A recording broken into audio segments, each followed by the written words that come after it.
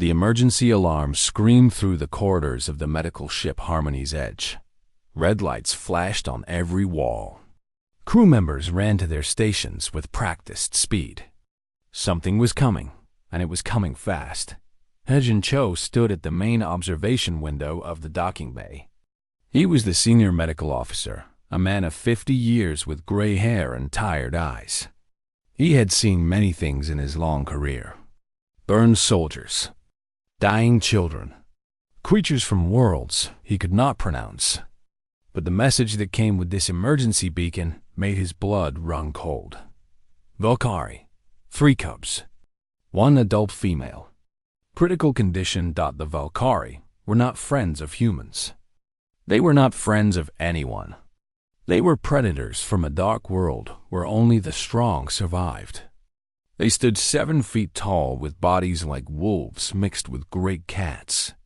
Their claws could cut through metal. Their teeth could crush bone. Their eyes could see heat, and their minds could feel emotions like humans felt temperature. They were dangerous. And now 3 of their young were coming aboard his ship. The rescue pod slammed into the docking bay with a terrible sound.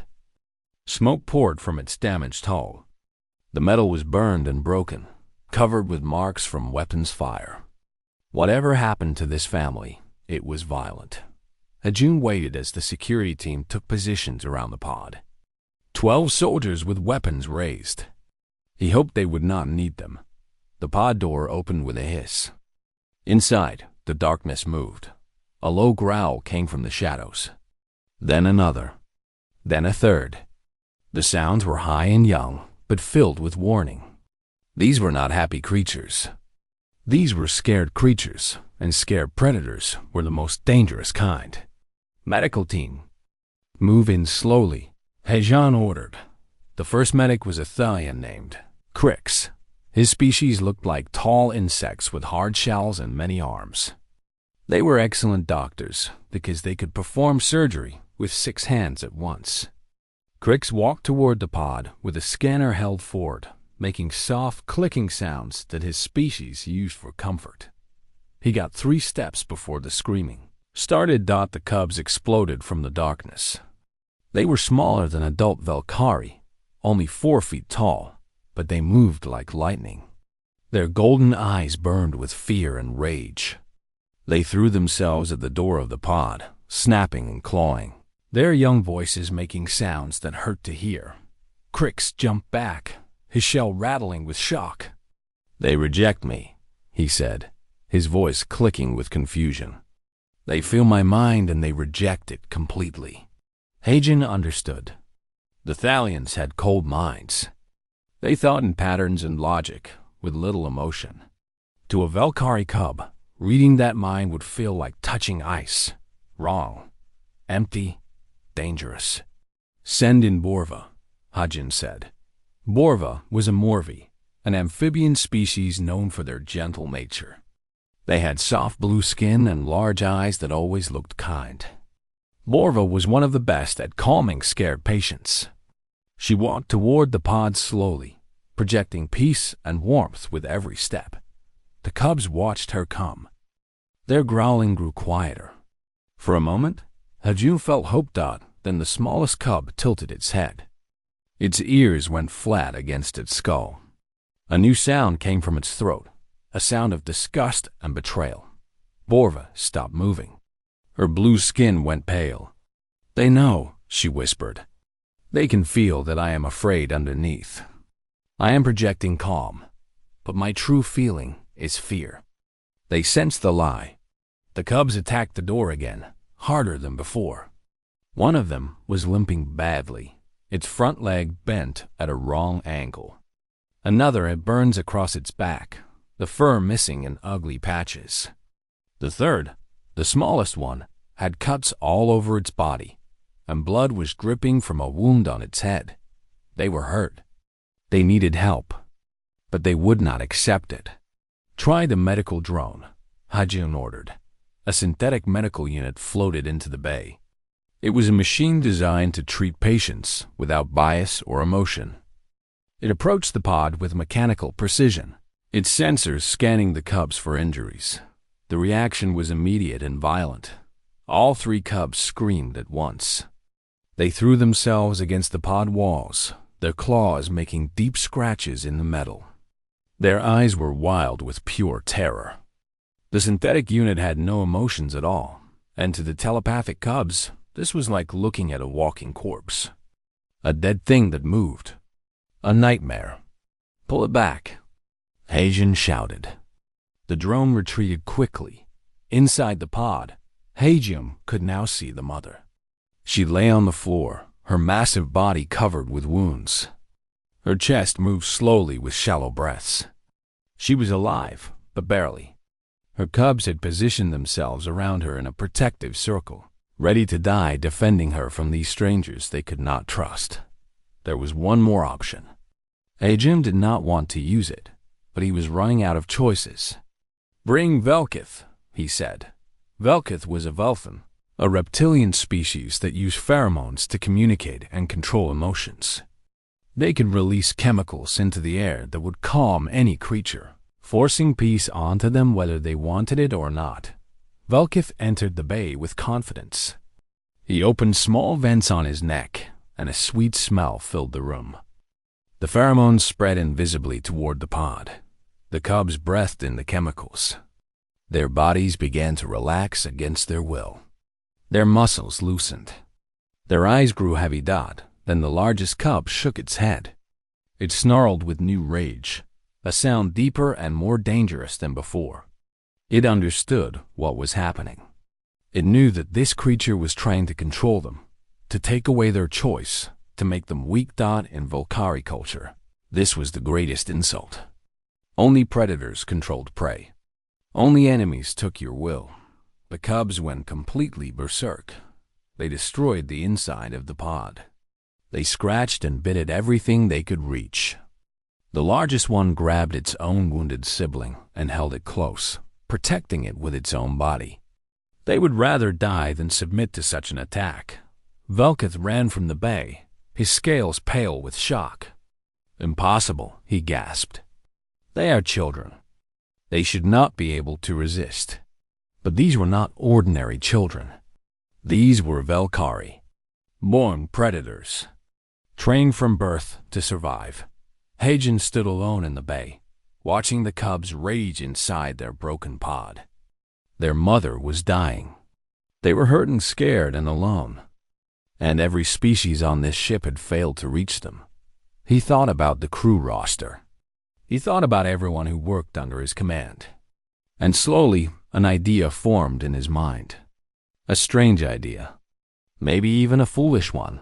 He reached for his communication device. "Unipark, report to the quarantine bay immediately." There was a pause. Then a woman's voice answered, soft and calm. "On my way." HereHFY closed his eyes and hoped he was not making a terrible mistake. The human medic was different from the others. She had no telepathy, no pheromones, no hard shell or many hands. She was small and soft and easily broken.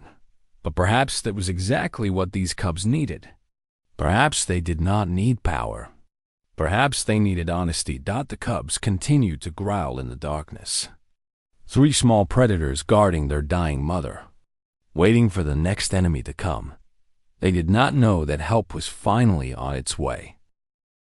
Unipark walked through the corridors of the Harmony's Edge with quiet steps. She was not a tall woman. She was not a strong woman. By the standards of most species in the galaxy, she was nothing special at all. Just another human, soft and slow and breakable. But Yuna had learned long ago that strength came in many forms. She reached the quarantine bay and stopped at the observation window. Inside, she could see the damaged rescue pod. She could hear the growling.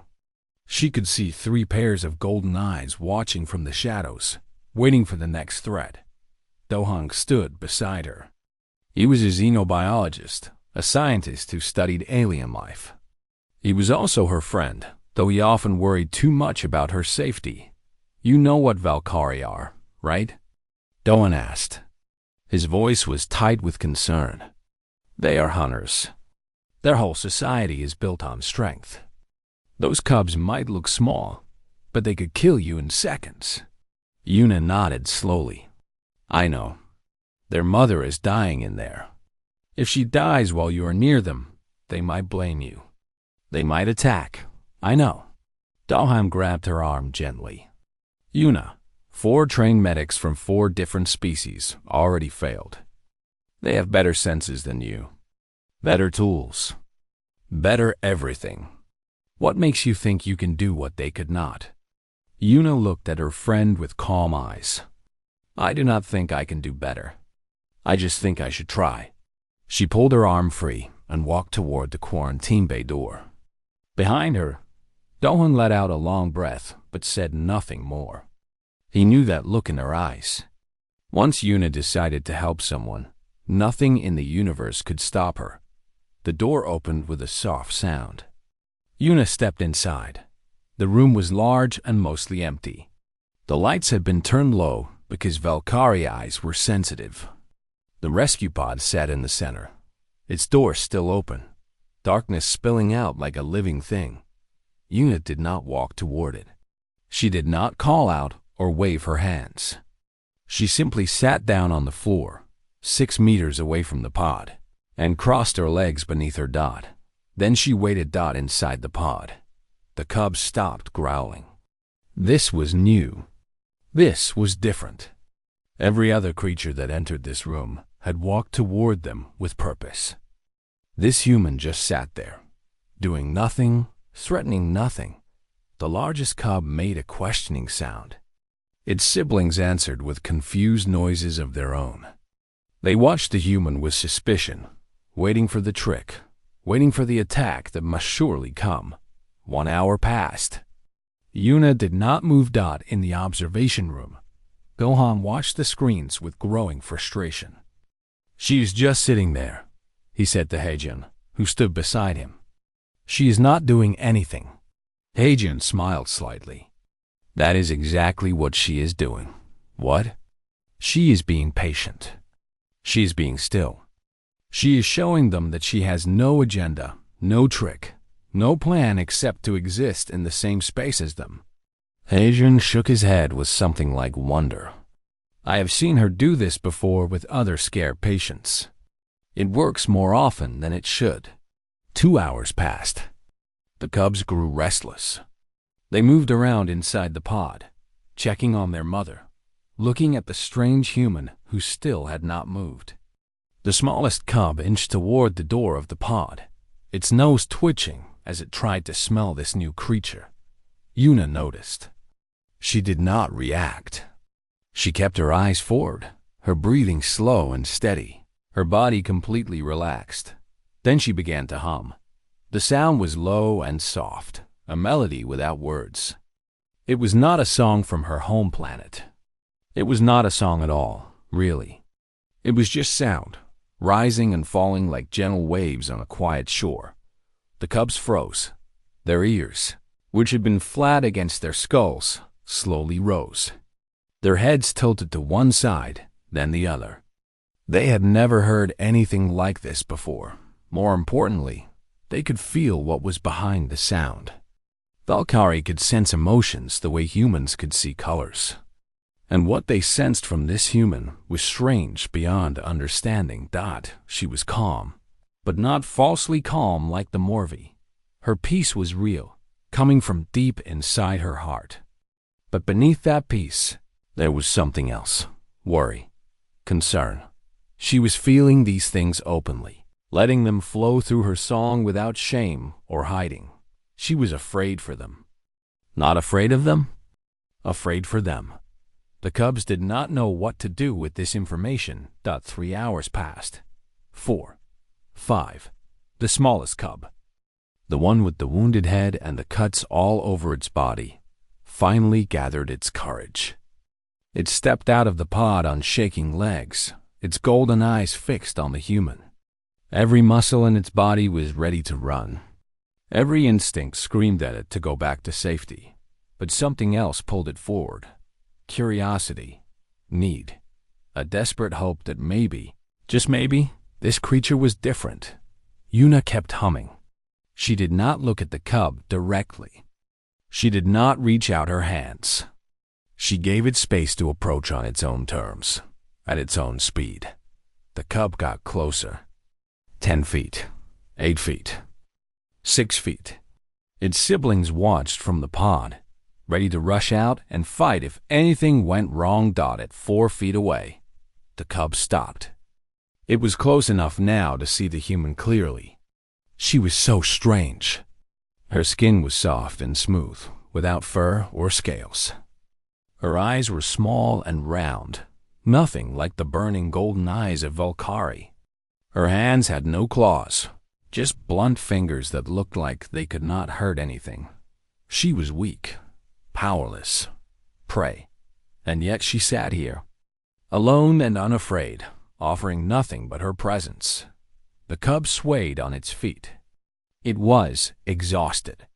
It had not slept since the attack that destroyed its home. It had not eaten. It had not rested. It had been running and fighting and protecting for so long that its small body was finally giving up. It took one more step toward the human. Then its legs folded beneath it, and it collapsed on the cold floor. Yuna stopped humming. She looked at the small predator lying 3 feet away from her, its chest rising and falling with shallow breaths. Its siblings made sounds of alarm, but they did not rush out. They sensed something in the air, something that held them back. Trust. Small and fragile, but real. Yuna did not move toward the fallen cub. She did not try to touch it or examine its wounds. She simply stayed where she was, her presence steady and warm like a fire on a cold night. Then she spoke for the first time, her voice barely above a whisper. "I am here, whenever you are ready." The cub's ear twitched at the sound. It did not understand the words, but it understood the feeling behind them. Safety, patience, a promise. In the observation room, Dohan stared at the screen with his mouth open. "Did that just happen?" he asked. "Did a Valkyrie cub just fall asleep next to a human?" Heijun nodded slowly. "It seems our medic has made first contact, but how?" She did not do anything special. She just sat there. Ajim looked at the image of Yuna, small and patient in the dim light of the quarantine bay. Sometimes doing nothing is the hardest thing in the universe. Most beings cannot resist the urge to act, to prove themselves, to take control. Yuna knows how to wait. She knows how to be still. And to a creature that has been chased and attacked and threatened, stillness might be the greatest gift of all. On the screen, Yuna remained motionless. The cub slept near her feet. The other 2 cubs watched from the pod, their eyes no longer burning with rage. Something had changed in that room. Something small but important. A door had opened. The question now was whether Yuna could walk through it without getting killed. Morning came to the ship, though there was no real morning in space. The lights in the quarantine bay slowly brightened. Yuna blinked her tired eyes, but did not move from her position. She had not slept all night. The smallest cub was still lying near her, though it had shifted several times in its sleep. Once it had whimpered, caught in a nightmare, and Yuna had hummed softly until it calmed down. Now it was waking up. Its golden eyes opened and immediately found her face. For a long moment, they simply looked at each other. Human and Valkyrie. Prey and predator. Stranger and stranger. Then the cub made a small sound. Not a growl. Not a warning. Something softer. Something almost like a question. Yuna smiled gently. "Good morning," she whispered. "Are you ready to let me help?" The cub did not answer, but it did not run away either. And that was enough. For now, that was enough. The second day in the quarantine bay began quietly. Yuna sat in the same spot where she had spent the entire night. Her muscles ached. Her eyes burned from lack of sleep. But she did not move, did not complain, did not show any sign of discomfort. The smallest cub had woken up and returned to the pod, rejoining its siblings. But something was different now. The three cubs no longer watched Yuna with pure hatred. There was curiosity in their golden eyes. Questions without answers. Who was this creature? Why did she stay? What did she want? Yuna knew she could not rush this. Trust was like a wild animal itself. It had to be earned slowly, carefully, with patience that most beings could not understand. She reached into her pocket and pulled out a small package. It was a ration bar, standard food for humans on long space journeys. Nothing special. Just protein and nutrients pressed into a brown rectangle. She opened it slowly, making sure the cubs could see every movement. She was not hiding anything. She was not preparing a weapon or a trap. She was just eating. She took a bite and chewed. The cubs watched her jaw move, fascinated by this strange ritual. They had never seen a human eat before. When she had swallowed, Yuna broke off half of the remaining bar and placed it on the floor between herself and the pod. Then she returned to eating her own piece, paying no special attention to the gift she had offered. Several minutes passed. The cubs argued among themselves in low growls and whines. Yuna did not understand their language, but she understood the debate. Should they trust this? Was it safe? Could this be a trick? Finally, the smallest cub crept forward again. It moved low to the ground, ready to run at any moment. It reached the ration bar and sniffed it carefully. The scent was strange, nothing like the meat it was used to eating. It did not eat. But it did not run away either. It sat there, looking at the bar, then looking at Yuna, then back at the bar. Yuna finished her piece and wiped her hands on her pants. Then she spoke, keeping her voice soft and gentle. Your leg is broken. The cub flinched at the sound but did not retreat. Its ears perked up, trying to catch every sound. I can see it, Yuna continued. The way you walk, the way you hold it close to your body. It hurts, does it not? The cub made a small sound. A whimper. In Valkyrie culture, showing pain was a sign of weakness. Cubs were taught from birth to hide their suffering, to stay strong, to never let enemies see that they were hurt. But this human was not speaking like an enemy. She was not mocking the pain or preparing to attack the weakness. She was simply noticing, acknowledging, understanding. I can fix it, Yuna said. I am a healer. It is what I do. But I will not lie as to you. She leaned forward slightly, and her voice dropped to a whisper. It is going to hurt. Setting a bone always hurts. There is no way around that. But I promise you something. The cub stared at her, its golden eyes wide. I am here. I will stay the whole time. You can bite me if you need to. You can scream. You can cry. I will not leave. I will not judge. I will just be here with you until it is over. The cub was trembling now. Not from fear, but from something else. Something it had not felt since the attack that destroyed its home and hurt its mother. Hope. This strange creature was offering something the cub had never received from anyone outside its own family.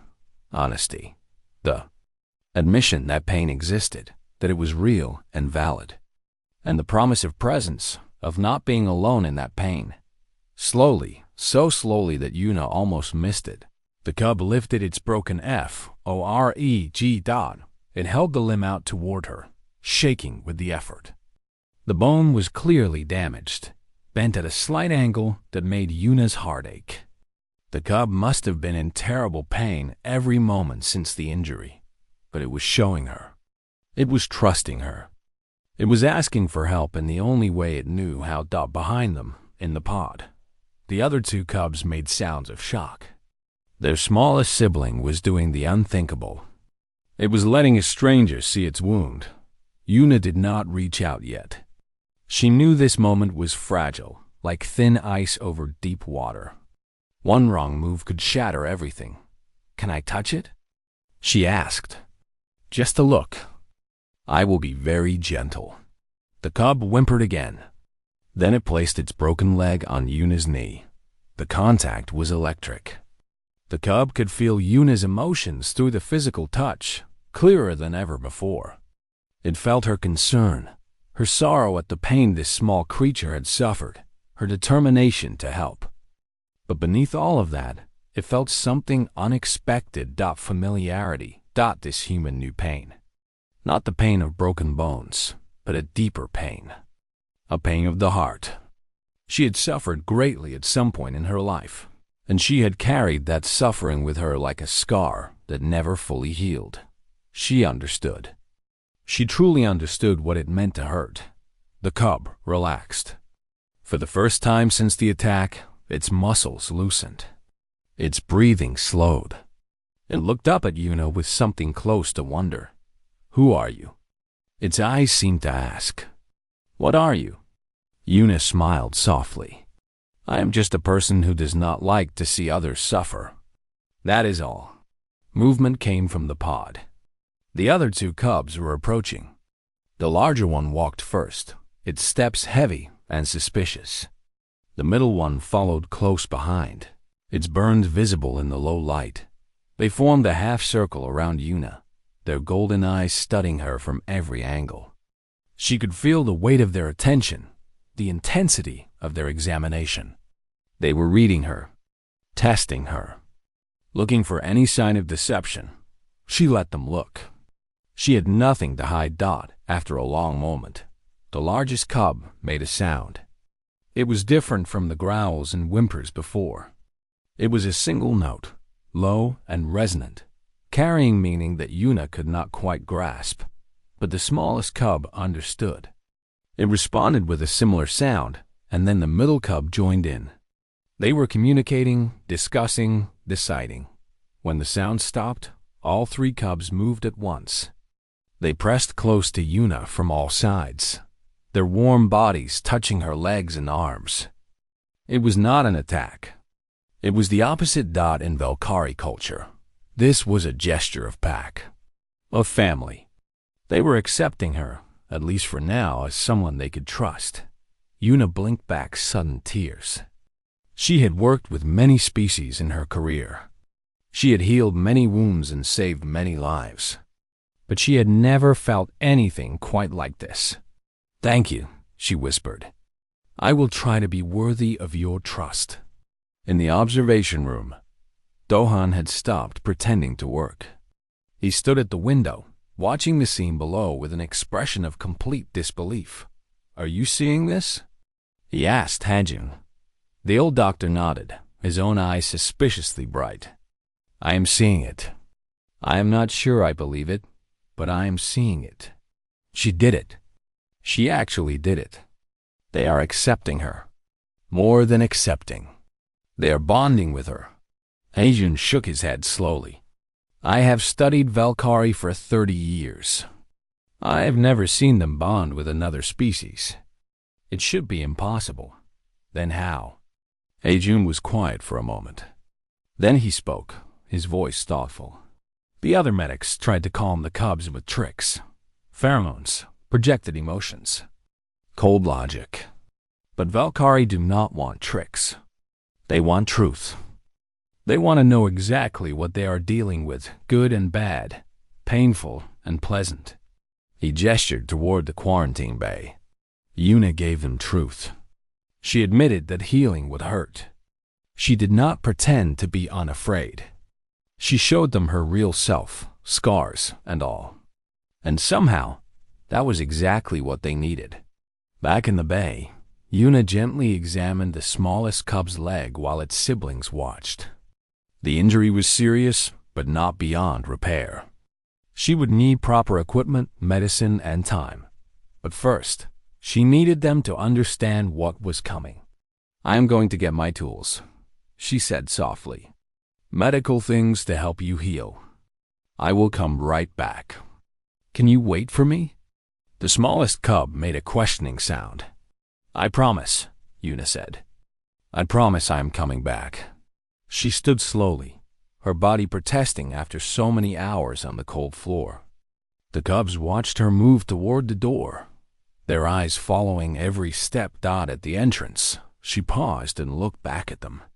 3 small predators, wounded and scared, but willing to trust her. "I will not let you down," she said, Dot.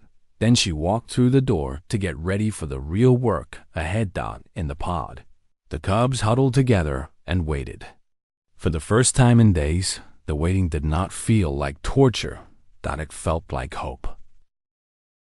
Una returned to the quarantine bay with a medical cart full of supplies: bandages, antiseptic, bone-setting equipment, pain medication designed for predator species. She had studied Valkyrie biology during her training, though she never expected to use that knowledge like this. The cubs were waiting where she left them. When the door opened, they tensed, ready to fight or run. But when they saw it was Una, they relaxed. The smallest one even made a sound that might have been greeting Duhan, followed behind her, keeping his distance. He carried extra supplies and monitoring equipment. Una had asked him to help, but only from far away. The cubs accepted her, but they might not accept others so easily. "I am going to start with the little one," Una said quietly, kneeling on the floor. "The broken leg needs attention first." The smallest cub limped toward her without hesitation.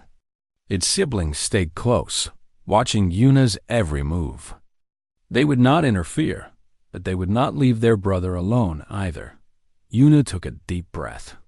"Okay, little one. Remember what I said. This will hurt, but I'm right here." She began with gentle touches, examining the break more closely. The bone had shifted out of alignment. To heal properly, it needed to be set back in place. There was no gentle way to do this. "Doan," she called softly. "I need the sedative." He approached slowly, holding out a small injector. The cubs growled at him, and he stopped immediately. "Give it to me from there," Una said. "Do not come closer." Dalhan tossed the injector gently. Una caught it and showed it to the cub. "This will help with the pain. It will make you sleepy, but I will still be here when you wake up. Is that okay?" The cub sniffed the injector. It looked at Una's face, reading her emotions. Then it lowered its head in what seemed like agreement. Una administered the sedative. Within minutes, the cub's eyes grew heavy. Its body relaxed, though it fought to stay awake, fighting to keep watching her. "Rest," Una whispered. "I have got you." The cub's eyes closed. Una worked quickly but carefully.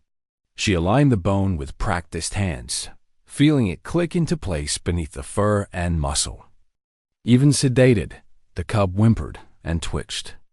Its siblings growled in distress, their eyes never leaving Una's hands. "Almost done," she murmured. "Almost done, little one. You are so brave." She wrapped the leg in a special cast that would hold the bone steady while it healed. When she finished, she sat back and let out a breath she did not know she was holding. 1 down. 2 to go. The middle cub approached next. The burns on its back were angry and red, patches of fur missing to reveal damaged skin beneath. This cub was larger than its sibling, and its eyes held more suspicion. "Your turn," Una said gently. "Can I look at your back?" The cub hesitated. It looked at its sleeping sibling, at the careful bandage on the little one's leg. Then it turned around, presenting its wounded back to the human. Una's heart ached at the sight. The burns were severe. Plasma fire, maybe, or some other weapon she did not recognize. This small creature had been through a battle, and the scars would stay with it forever. "I have medicine for this," she said. "It will sting at first, but then it will feel cool. It will help the skin heal faster." She showed the cub a jar of healing gel. The cub sniffed it and made a face at the strange smell. "I know," Una said with a small smile. "It smells bad, but it works very well." She began applying the gel to the burns. The cub hissed at the first touch, its muscles going rigid. But Yuna kept talking, her voice steady and calm. "You are doing so well. I am proud of you. This is the worst part, and you are handling it perfectly." The cub slowly relaxed. The initial sting faded, replaced by a cooling sensation that brought obvious relief. Its eyes half closed in something like pleasure. Yuna covered the treated burns with light bandages to keep them clean. The cub turned to look at her when she finished, and it made a soft sound that might have been thanks. Only the largest cub remained. It sat apart from the others, watching everything with guarded eyes. Its wounds were less visible, mostly scratches and cuts that had already started to heal. But there was something else wrong with this one. Something deeper. "Can I help you too?" Yuna asked that the large cub did not move. It simply stared at her with an expression she could not read. Yuna waited. After everything she had learned in this bay, she knew that waiting was sometimes the most important thing she could do. Finally, the cub approached. It stopped directly in front of her and did something unexpected. It opened its mouth. For a moment, Yuna's heart jumped with fear. Those teeth were sharp and deadly, designed for killing. But the cub was not attacking. It was showing her something. A tooth. One of its back teeth was cracked and clearly infected. The gum around it was swollen and dark. "Oh," Yuna breathed. "You poor thing. That must be so painful." The cub closed its mouth and looked at her with what could only be described as desperation. It had been suffering in silence, hiding this weakness from everyone, even its siblings. "I can fix this," Yuna said. "But I need to remove the tooth. That will hurt more than anything else I have done today." The cub made a low sound. It was not agreement. It was fear. Luna reached out slowly and placed her hand on the cub's head, between its ears. The contact was electric, emotions flowing between them like water. "I know you are scared," she whispered. "I would be scared too. But I promise you, when this is over, the pain will stop. You will feel so much better. And I will be right here, holding you until it is done." The cub trembled under her hand. Then it lowered its head and pressed against her chest, making a sound that broke her heart. It was crying. Not with tears, but with small, shuddering breaths that shook its whole body. This fierce predator, this warrior child, was crying for the first time since the attack that destroyed its life. Yuna held it close and let her own tears fall freely. "I know," she murmured. "I know. Let it out. I have got you." They stayed like that for a long time. The other cubs woke from their various states of rest and joined them, pressing close to their sibling and this strange human who had somehow become part of their pack. When the tears finally stopped, Yuna got to work on the tooth. True to her word, she held the cub the entire time. It bit down on a leather strap she had brought, and it gripped her arm so hard that bruises formed beneath its claws. But she did not pull away. She did not even wince. When the infected tooth finally came free, the cub collapsed against her in exhausted relief. Yuna cleaned the wound and applied medicine, humming softly as she worked. She looked up and froze. The mother was awake. Reva lay in the pod, her massive golden eyes open and fixed on the human holding her children. She had been watching for who knows how long, seeing everything that happened. Yuna felt a spike of fear. This was an adult Valkyrie, wounded and dangerous, seeing a stranger touching her cubs. Any mother might attack in such a situation, but Reva did not move. She simply watched with an expression that Yuna slowly began to recognize. Wonder. "You," Reva said, her voice like gravel and thunder. "You stayed with them." Yuna swallowed hard. "Yes, you hurt yourself to help them." Yuna looked at the bruises on her arm, the claw marks on her skin. "It does not matter." Reva was quiet for a moment.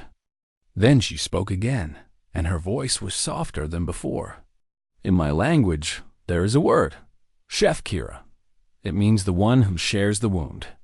It is a title given only to those who take pain upon themselves for the sake of others. She paused. You have earned this name.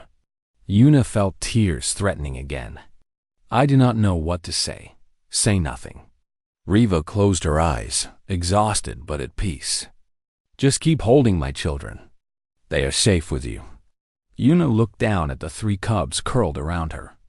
They were asleep now, their wounds treated, their bodies finally relaxing after days of terror. She did not understand everything that had happened. She did not know what the future held for these creatures or for herself, but she knew one thing with absolute certainty. She would never let them down. Doan watched from the observation room. His face wet with tears. He did not remember crying. Did you hear that? He asked Heijun. The mother called her HFY. Heijun nodded, his own eyes bright. I heard. What does it mean? Really? Heijun was quiet for a moment. Then he spoke, his voice filled with awe. It means that for the first time in recorded history, a human has been accepted into a Valkyrie pack. Not as a servant. Not as a prisoner. As family. He looked at the image of Yuna surrounded by sleeping cubs. It means everything has changed. 1 week passed on the Harmony's edge.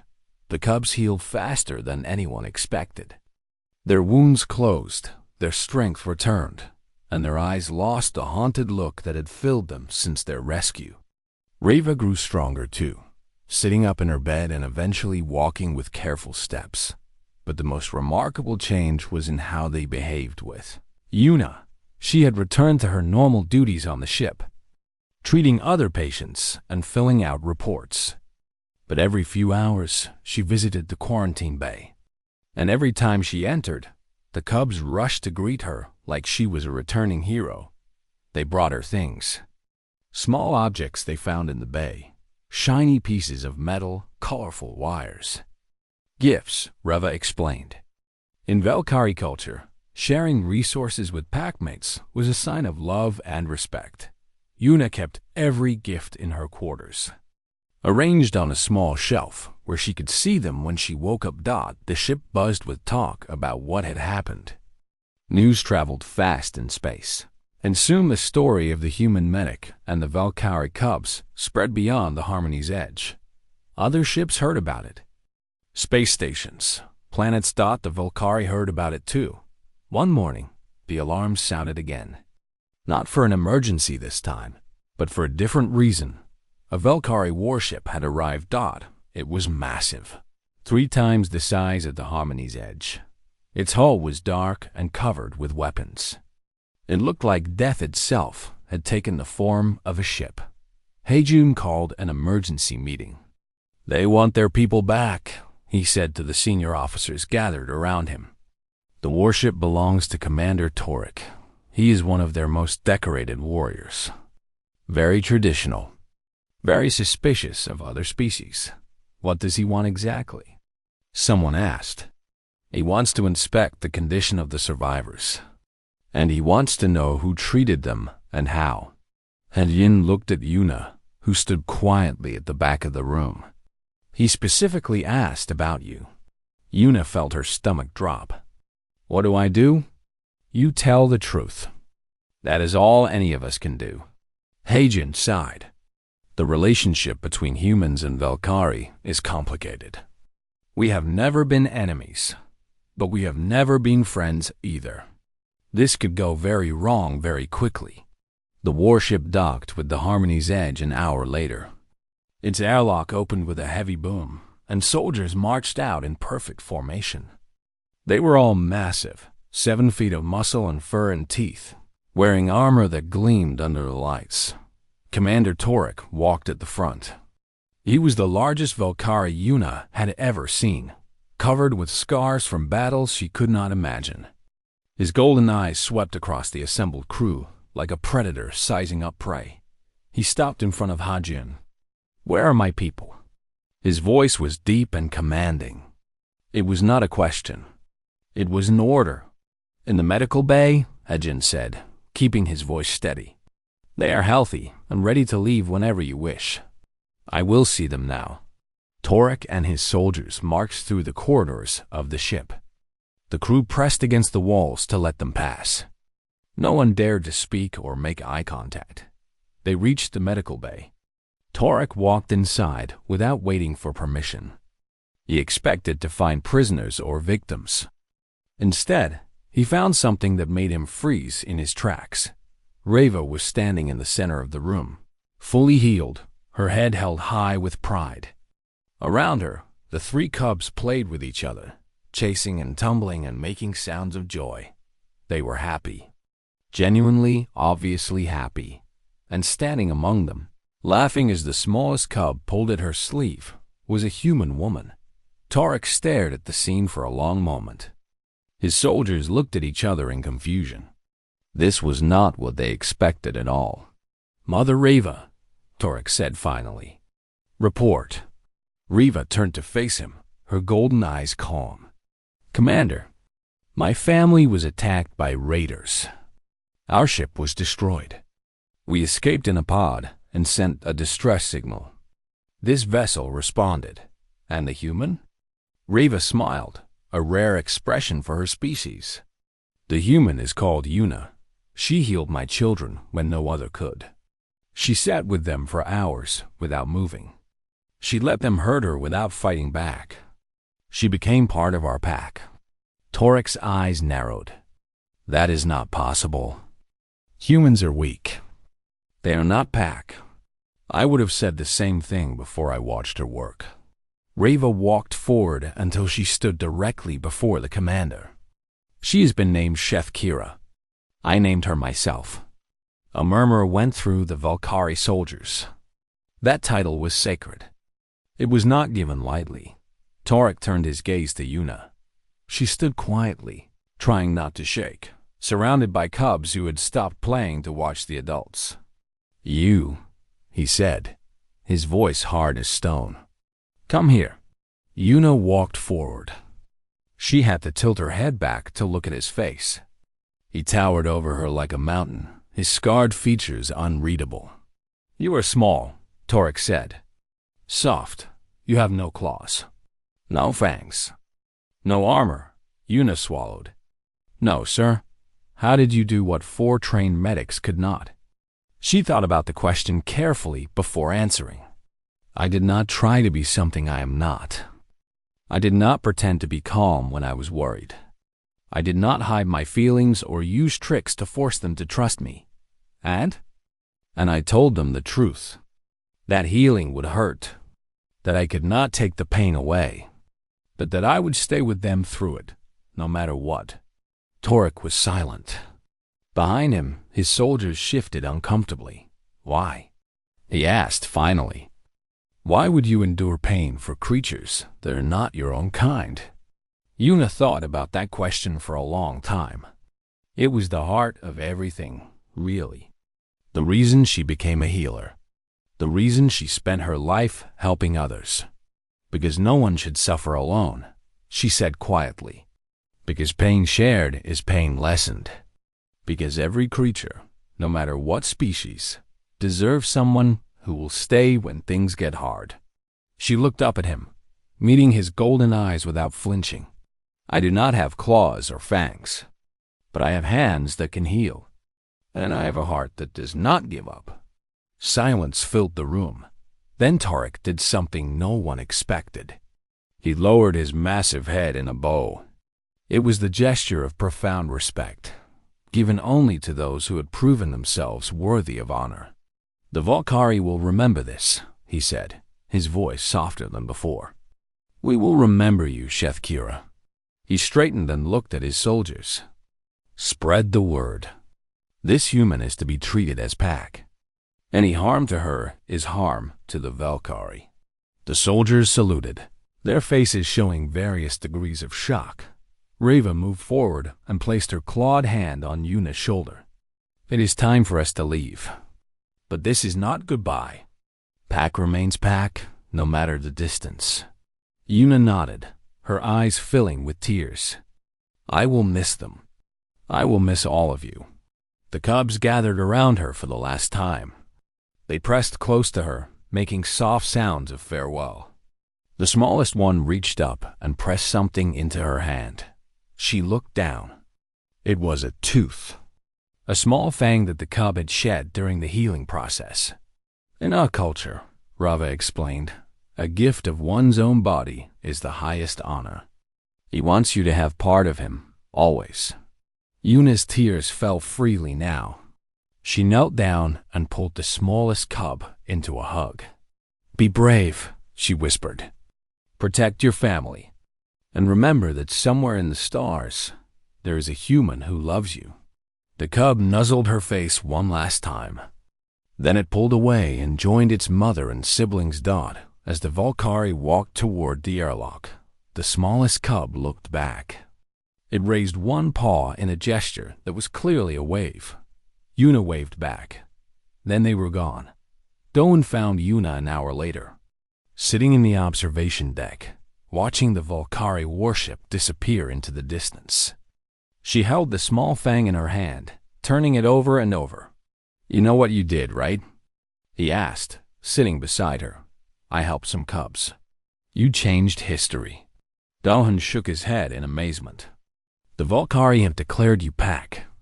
That means humans and Valkyrie are connected now. Allies, maybe? At the very least, not enemies anymore. Yuna was quiet for a moment. Then she spoke, her voice thoughtful. I did not do it for politics or history. I did it because they were scared and hurt and alone. Any decent person would have done the same. Doan smiled. No, that is where you are wrong. Plenty of people would have found excuses. Too dangerous. Too difficult. Not their problem. But you just stayed. He put his hand on her shoulder.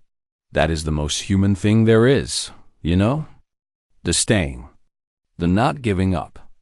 The being there even when it costs you. Yuna looked at the stars, thinking about 3 small cubs flying home to a world she would probably never see. Maybe, she said softly. Or maybe it is just what anyone would do if they remembered that we are all more alike than we are different. She closed her hand around the tooth, holding it tight against her heart. Somewhere across the galaxy, 3 young Valkyrie were telling their packmates about a strange creature with soft skin and blunt fingers. A creature who sat in the darkness with them. A creature who said the words that changed everything. Dot. It is going to hurt. But I am here. Dot. And in that simple promise, 2 species found something they had never had before. A bridge. A bond. A beginning. The stars shone on, cold and bright, holding countless worlds and countless stories. But this story, at least, had a happy ending.